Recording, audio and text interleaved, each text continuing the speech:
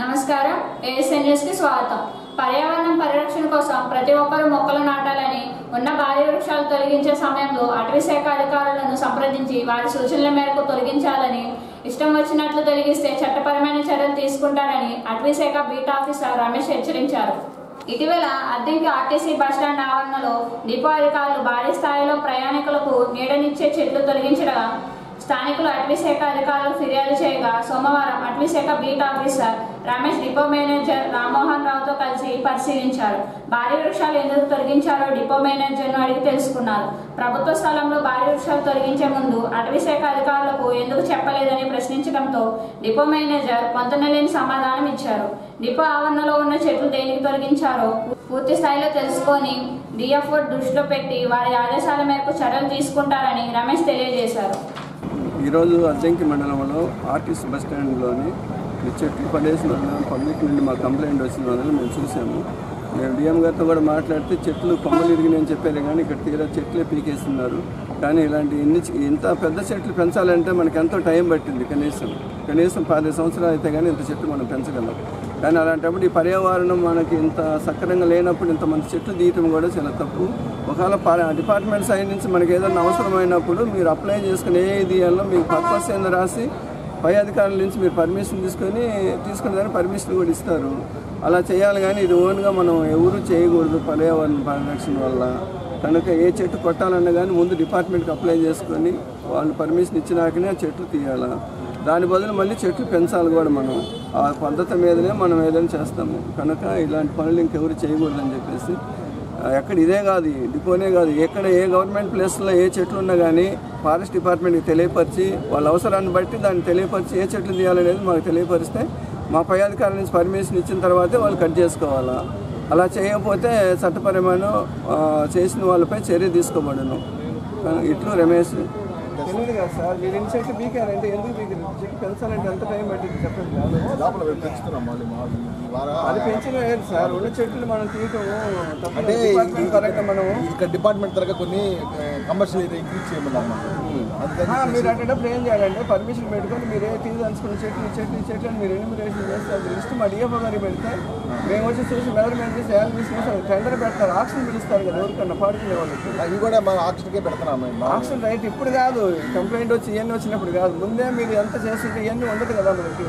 Okay, దానికోసం కదా sir మనం. అలాగే ఇప్పుడు మేము కూడా ఎందుకు ఊరుకున్నాం, ఇప్పుడు దాకా డిపార్ట్మెంట్ కదా అని చెప్పేసి మనము కామ్గా ఉన్నాము. పబ్లిక్ కంప్లైంట్ వచ్చేదాకా మనకి ప్రాబ్లం కదా చెప్పండి. అలాగే మీరు ఒకసారి ఎన్ని చెట్లు ఉన్నాయి వాల్యూస్ తీసి ఇప్పుడైనా లెటర్ పెట్టండి. మీరు కార్యక్రమాలు ఎక్కువైనాయి. పోలీసు వాళ్ళు వీళ్ళు కూడా రోజు ఇక్కడికి వచ్చేసి బస్ స్టాండ్లో బాగాలేదండి ఈ పరిస్థితి, కొంచెం మీరు కంట్రోల్ చేయాలని చెప్పడం జరుగుతూ ఉంది.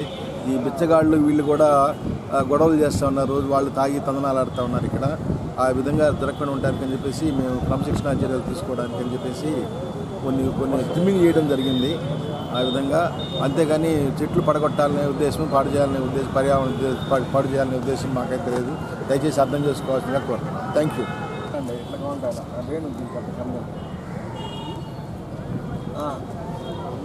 నా నంబర్ పెడతాను, ట్రైనింగ్ పెడతాను.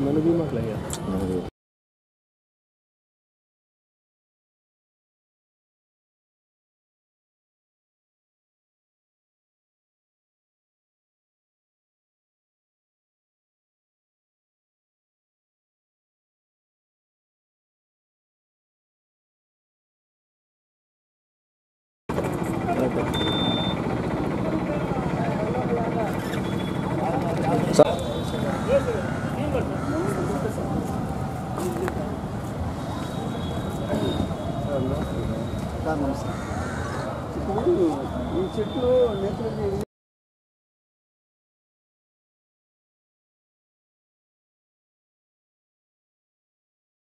వదిలేసి ఫస్ట్ వర్షాకాలంలో నానిపోయేసి చెట్లు పడిపోతూ ఉన్నాయి. జనావాసాల మీదను ఈ ప్రయాణికుల మీద పడే అవకాశం ఉందని చెప్పేసి వాటిని ట్రిమ్మింగ్ చేసేసి సరి చేయడం జరిగింది.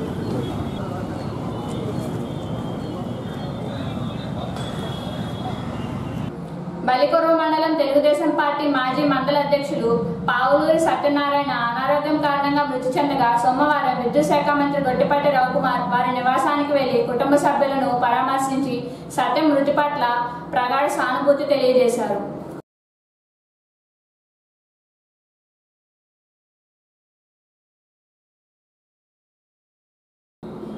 వినాయక చవితి విగ్రహాల వద్ద ఎలాంటి అవాంఛనీయ సంఘటనలు జరిగినా కమిటీ సభ్యులే బాధ్యత వహించాల్సి ఉంటుందని అద్దంకి పట్టణ సీఐ కృష్ణయ్య అన్నారు.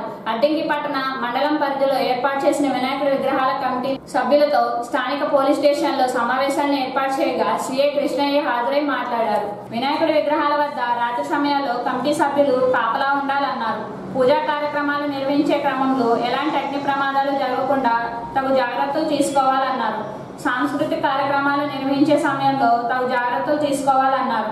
నిమజ్జనం ఉత్సవం సమయంలో కూడా ఎలాంటి ఘటనలకు తావు లేకుండా ముందుగానే జాగ్రత్తలు తీసుకోవాలన్నారు. రాత్రి సమయంలో పోలీసులు గస్తీ తిరుగుతూ ఆయా విగ్రహాల వద్ద పరిశీలన చేయడం జరుగుతుందని ఆ సమయాల్లో విగ్రహ కమిటీ సభ్యులు ఉండాలన్నారు.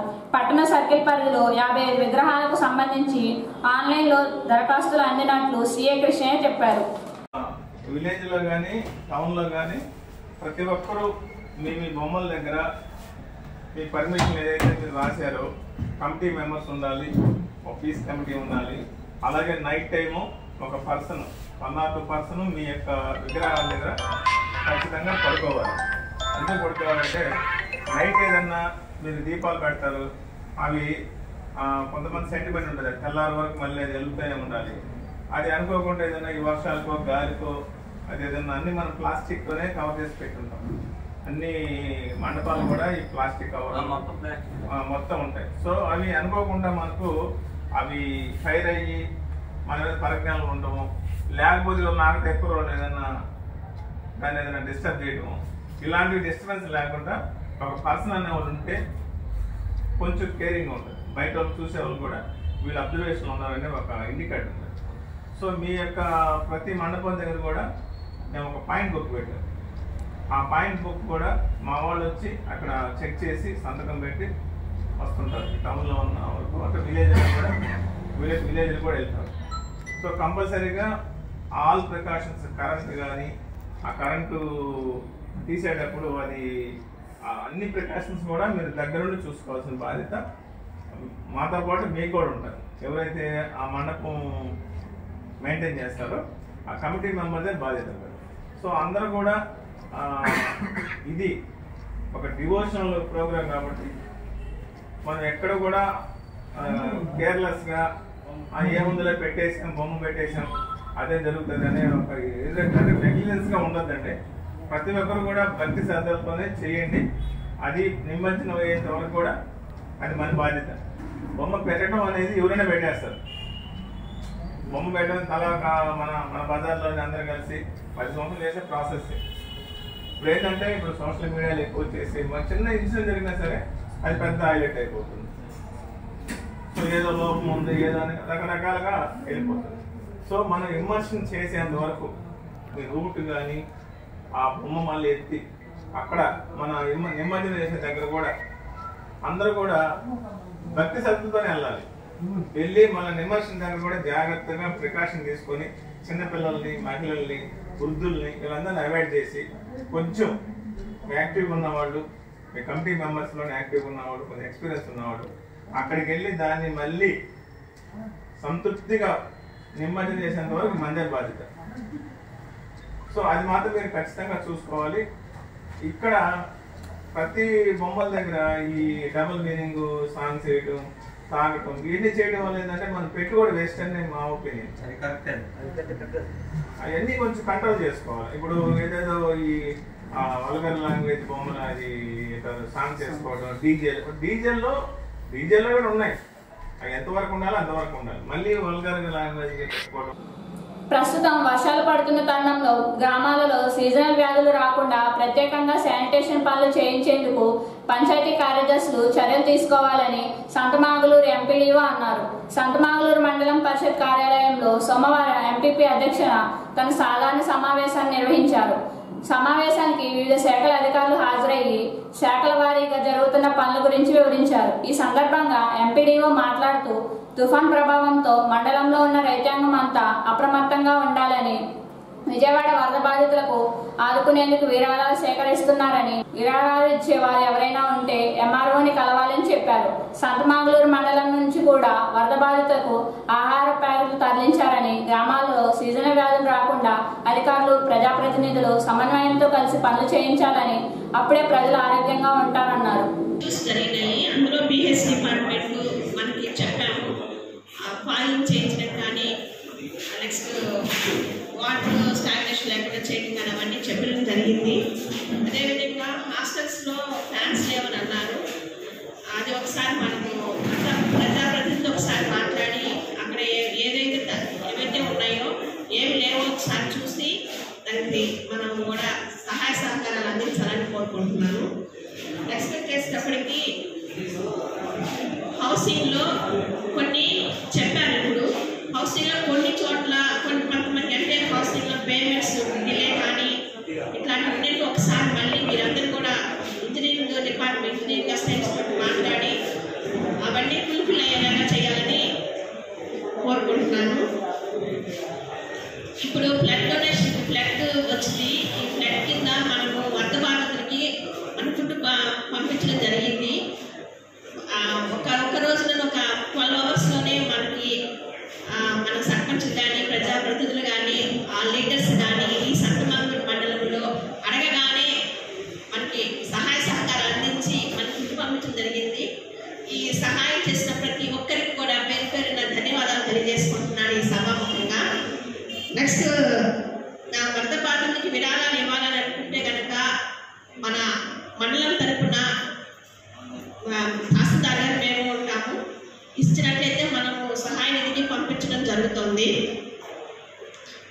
ఈ సమావేశంలో ఈ చర్చ జరిగిన ప్రతి ఒక్కరు వచ్చిన వీళ్ళ సర్పంచులు కానీ, ఎంపీటీసీ కానీ, పత్రికా విలేకరులు కానీ అందరికీ కూడా పేరు పేరు ధన్యవాదాలు తెలియజేసుకుంటూ ఈ సమావేశం జరిగితే ముగిస్తున్నాను. Thank you to all. దీనిలో ఫోకస్డ్గా బేటీ బచావో బేటీ పడావో ప్రోగ్రాము అనేది ఉన్నది. సో ఈ కార్యక్రమాల కింద ప్లాంటేషన్ కానివ్వండి, బేటీ బచావో బేటీ పడావో కింద కొన్ని స్కూల్స్లో ఎస్పెషల్లీ గర్ల్ చిల్డ్రన్కి బ్యాడ్ టచ్, గుడ్ టచ్ గురించి కానివ్వండి, చైల్డ్ మ్యారేజెస్ గురించి కానివ్వండి, ట్రాఫికింగ్ గురించి కానివ్వండి, ఇట్లా వాళ్ళకి అవగాహన అనేది ఇవ్వటం జరుగుతుంది. అట్లాగే మనకి మాకే నామకే ఏక్ పేడ్ అనే కార్యక్రమం కింద ప్లాంటేషన్ కూడా కార్యక్రమం అనేది ఆగస్టు 30వ తారీఖు చేయడం జరిగింది. అట్లాగే ఆగస్టు 1st వీక్ అంతా కూడా తల్లిపాల వారోత్సవాలు మొత్తం మండలం మొత్తం కూడా జరిగినాయండి. సో దీనిలో వచ్చేసి తల్లులకి ముఖ్యంగా గర్భవతులకు కానివ్వండి, బాలింతలకు కానివ్వండి, అందరికీ తల్లిపాల గురించి ప్రాముఖ్యత అవేర్నెస్ అనేది తీసుకురావడం జరిగింది. అట్లాగే మనకి ఏల్చూరు గ్రామంలో లాస్ట్ మంత్ ఒక 3 days బేబీని మనం రెస్క్యూ చేయడం జరిగింది. అంటే అన్వాంటెడ్ చైల్డ్గా ఆ బేబీని నైట్ ఒక కార్ కింద పెట్టేయడం జరిగింది. సో ఆ బేబీని మేము రెస్క్యూ చేసి ఒంగోలు చైల్డ్ వెల్ఫేర్ కమిటీకి బేబీని హ్యాండ్ ఓవర్ చేయడం జరిగింది.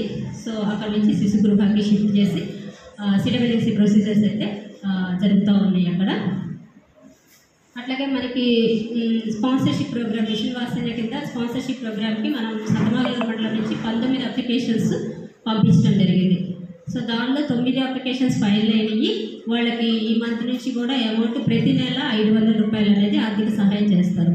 స్పాన్సర్షిప్ ప్రోగ్రామ్ అనేది మనకి కంటిన్యూస్ ప్రోగ్రామ్ అండి. ఎవరికైతే దీనిలో ఏంటి ఫోకస్డ్గా ఏంటంటే డబుల్ ఆర్ఫన్ చిల్డ్రన్, ఎవరికైతే తల్లిదండ్రులు ఇద్దరు ఉండరో వాళ్ళకి మెయిన్గా అప్లికేషన్స్ రిసీవ్ చేసుకోవడం జరుగుతుంది. అట్లాగే సెకండ్ ప్రయారిటీ వచ్చి కోవిడ్ ఆర్ఫన్స్కి ఉంటుంది. అలాగే థర్డ్ ప్రయారిటీ వచ్చి హెచ్ఐవి ఎయిడ్స్తో ఎవరైతే తల్లిదండ్రులు చనిపోతారో అలాంటి వాళ్ళు కానీ, లేదంటే పిల్లలు హెచ్ఐవి ఎయిడ్స్తో ఎఫెక్ట్ అయిన పిల్లలు ఉంటారు, ఇలాంటి వాళ్ళు కానీ ఈ స్పాన్సర్షిప్ ప్రోగ్రామ్కి ఎలిజిబుల్ ఉంటారండి. సో మనకి ఈ ప్రోగ్రామ్ కింద ఇప్పుడు 9 మంది అయితే ఎలిజిబుల్ అయ్యి ఉన్నారు, ఫైల్ అయ్యారు లిస్ట్లో. గోవులను పరిరక్షించుకోవాల్సిన బాధ్యత అందరిపై ఉంటుందని, గోవును గోమాతతో భావించే దేశంలో గోవులకు గడ్డి లోపాలు రాకుండా దాతలు ముందుకు వచ్చి ఆదుకోవాలని రోటరీ క్లబ్ ఆఫ్ సింగరకొండ అధ్యక్షుడు చప్పిడి వీరయ్య అన్నారు. హరిహర గోకులంలోని గోవులను సోమవారం రోటరీ క్లబ్ ఆధ్వర్యంలో రోటరీ సభ్యుల సౌజన్యంతో 10,000 రూపాయల విలువ కలిగిన 6 బస్తాల దానా వితరణ చేశారు. ఈ సందర్భంగా రోటరీ సభ్యులు మాట్లాడుతూ హరిహర గోకులంలో సుబ్బారావు 60 ఆవులతో ప్రస్తుతం గోశాలను నడుపుతున్నారని, గోవులకు దానా కొరత ఉందని వారి దృష్టికి రాగా రోటరీ సభ్యులందరూ కలిసి 6 బస్తాలు దానా ఇచ్చారన్నారు. ప్రాచీన కాలం నుండి సమాజంలో గోవు పాత్ర ఎంతో ముఖ్యమైనదని, గోవులను సంరక్షించుకునే బాధ్యత అందరిపై ఉందన్నారు. గోశాల నిర్వహణ కష్టమైనప్పటికీ సుబ్బారావు ఎంతో కష్టపడి గోశాలలో 60 ఆవులను సాకుతున్నారని రోటరీ సభ్యులు తెలిపారు. Rotary club of Singarakonda Addanki ఆధ్వర్యంలో హరిహర గోకులానికి గోవులకు తౌడు దాణా సమర్పించడం అయినది. ఈ తౌడు దాణాకి గాను చున్నూరి మురళి గారి ద్వారా 5,000, కె శేషయ్య పోస్టల్ పెన్షనర్ 1,500, 1,600, కురిచేటి చిన్ని గారు 1,600, ఇంకా ఇతర మిత్రుల ద్వారా వసూలైన మొత్తంతో కలిపి మొత్తం 6 బస్తాలు తౌడు దాణా తెప్పించి గోవులకు ఇవ్వడం జరుగుతుంది. గోశాల సుబ్బారావుకి ఇవ్వడం జరిగినది. వీరందరికీ కృతజ్ఞతలు తెలియజేస్తున్నాను. గోవుల్ని మనం ఎంతో బాగా పోషించుకుంటే మన సమాజంలో అవి ఒక ప్రముఖ పాత్ర కాబట్టి వాటికి విలువ ఇచ్చి గోవుల్ని రక్షించుకోవాలని కోరుతున్నాను. భారతీయ సంస్కృతిలో గోవుకి ఎంతో ప్రాధాన్యత, పవిత్రతమై అద్దంకిలో ఈ విధంగా గోశాల నిర్మాణం చేయటం, వాటిని సంరక్షించుకోవడం, ఒక విధంగా మన ధర్మాన్ని సంరక్షించుకున్నట్టుగా ఈ సందర్భంలో నోరు లేనటువంటి జీవులకి వస్తుంది. వాటి కూడా మాతృత్వం ఉంది. అవి కూడా తల్లి లాంటి వాటిని సంరక్షించుకునేటువంటి సుబ్బారావు గారికి, దీనికి దానం చేసినటువంటి దాణా ఇచ్చి వాటికి మంచి పౌష్టికాహారం ఇచ్చినటువంటి మురళి శాస్త్రి కూడా నమస్కారాలు. Rotary club of Singarakonda Addanki ఆధ్వర్యంలో ఇటువంటి సేవా కార్యక్రమాలు ఎన్నో దిగ్గు జరగాలని చెప్పని సమాజానికి సేవ చేయడానికి ముందుకు వచ్చినటువంటి మన కార్యవర్గానికి ధన్యవాదాలు. భారతీయ సంస్కృతిలో తల్లికి అది విలువ ఉంటుందో గోకు విలువ ఉంటుంది. అందుకే గోమాత అని చూస్తూ ఉంటాం. మనం తల్లి పాల తర్వాత అటువంటి బాలు మనకి ఆవు పొలాలు అన్నమాట. అటువంటి ఆవుని పవిత్రంగా భావించి భారతదేశం ఈనాడు అనేక చోట్ల ఈ యొక్క గోశాలతో శాస్త్రం అదేవిధంగా అక్కడ గోరమ సుబ్బారావు ముందుకు వచ్చేసి బాగా ఈ గోవులు ఇక్కడ చాలా ఏర్పాటు చేస్తూ ఉన్నాడు. ఆ యొక్క గోవుల యొక్క సంరక్షణ కోసం ఈనాడు మా రోటరీ క్లబ్ వాళ్ళు 6 బస్తాల దానాన్ని ఇవ్వడం జరిగింది. ఆ ఇచ్చేటువంటి ఆ దాతలకి మా రోటరీ క్లబ్ అధ్యక్షులకి, కార్యదర్శి వారికి మా ప్రజలందరూ కూడా మనం అభివృద్ధి చేసుకుంటాం.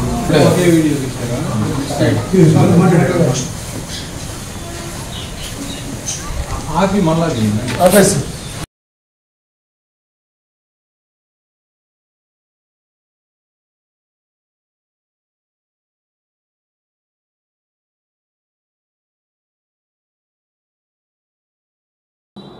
అద్దంకి పట్టణంలో మరియు మండలం పరిధిలోని వినాయకుడి విగ్రహాల వద్ద ప్రత్యేక పూజా కార్యక్రమాలు జరుగుతున్నాయి. పట్టణంలో గీతామందిరం ఎదురు బజార్లో ఆదివారం రాత్రి గణనాథుడికి నగదుతో ప్రత్యేకంగా అలంకరణ చేసి పూజా కార్యక్రమాలు జరిపారు. అదేవిధంగా బొమ్మనంపాడు గ్రామంలో వినాయకుడి మండపం నందు పూజా కార్యక్రమాలను ఏర్పాటు చేయగా భక్తులు విశేషంగా తరలివచ్చి పూజలను తిలకించారు. పూజా కార్యక్రమాలు తదుపరి భక్తులకు తీర్థప్రసాదాలు అందజేశారు. దాదాపు 9 రోజుల పాటు వినాయకుడికి ప్రత్యేక పూజలు నిర్వహించి 10వ రోజు నిమజ్జనానికి తరలించనున్నారు. బొమ్మనంపాడు గ్రామంలో శీతలమ్మ అమ్మవారు అంటే నామశిల దగ్గర పుట్రాయి దగ్గర గాబేపల్లి హనుమంతరావు గారి ప్రాంగణం నందు శ్రీ వరసిద్ధి వినాయక స్వామి వారి గణపతి నవరాత్రులు చాలా విశేషంగా జరుగుతాయి. గణపతి నవరాత్రుల భాగంగా ఈరోజు 2వ రోజు. ఈ రోజున స్వామివారి పూజా కార్యక్రమాలు, తదుపరి 50 మంది భక్త మహాశైలకు పిల్లలకి పెద్దలకి అందరికీ కూడా స్వామివారి సన్నిధిలో అన్నదాన కార్యక్రమం ఏర్పాటు చేశారు. వినాయక చవితి పండుగ రోజున ఈ రోజున 2 రోజులు కూడా చాలా విశేషంగా ఏర్పాటు చేశారు. అదేవిధంగా రేపు ఉదయం కూడా పూజా కార్యక్రమాలు, గ్రామోత్సవం రాత్రికి చాలా వైభవంగా చేస్తారు. మన ఈ చుట్టుపక్కల గ్రామాల్లో, మన బొమ్మనంపాడు గ్రామంలో ఎక్కడ జరిగిన విధంగా ఈ గణపతి నవరాత్రులు చాలా విశేష పూజా కార్యక్రమాలతోటి, అనేక రకాలైన 21 రకాల ప్రసాదాలతోటి, అన్నదాన కార్యక్రమాలతోటి చేస్తారు. కాబట్టి బొమ్మనంపాడు గ్రామానికి ఎల్లవేళలా ఆ వరసిద్ధి వినాయక స్వామి వారి అనుగ్రహం కమిటీ వారికి ఎల్లవేళలా ఉండాలని మనస్ఫూర్తిగా కోరుకుంటున్నాను. అలంకరణార్థం ఆభరణార్థం పుష్పవాం సమర్పయామి. ఆభరణార్థం పుష్పవాం సమర్పయామి. పుష్పే పూజయామి. ఆయన అక్షంతలు స్వామివారికి అక్షంతల పూజతోటి పూజ చేస్తూ పలుకుతూ ఉండాలండి. పలకండి శ్రీ గణేశాయ నమః. ఆరవ పూజయామి. ఏకదంతాయ నమః. जाने पूजयामि ईश्वराय नमः शिरः पूजयामि श्री विघ्नराजाय नमः सर्वांजनानि पूजयामि ఆయన పత్రులు తీసుకొని స్వామివారి గుడితో పడకండి లేచి చేస్తే లేచి చేయండి లేదా కూర్చొని చేయండి మీ ఇష్టం అయ్యా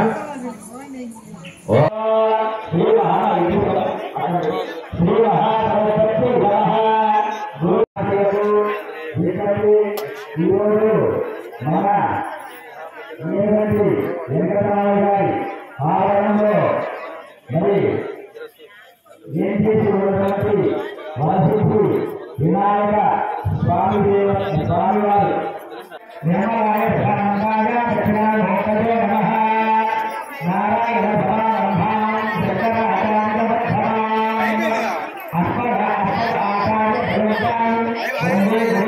పురుషస్తమ జన్నిత్యం మృగామి శరణం మరిః సర్వదా సర్వకార్యేషు నాస్తి శేషామమంగళం येषामिं देवतयश्व भगवान् मङ्गलायतनं मरिः ॐ अपानाय स्वाहा ॐ यानाय स्वाहा ॐ दानाय स्वाहा ॐ गुणानाय स्वाहा चक्रप्रविद्वान् प्रदेशस्रजस्रः तमेवं विद्वान् अमृताय भवति नान्यपन्थाय नाय विद्धते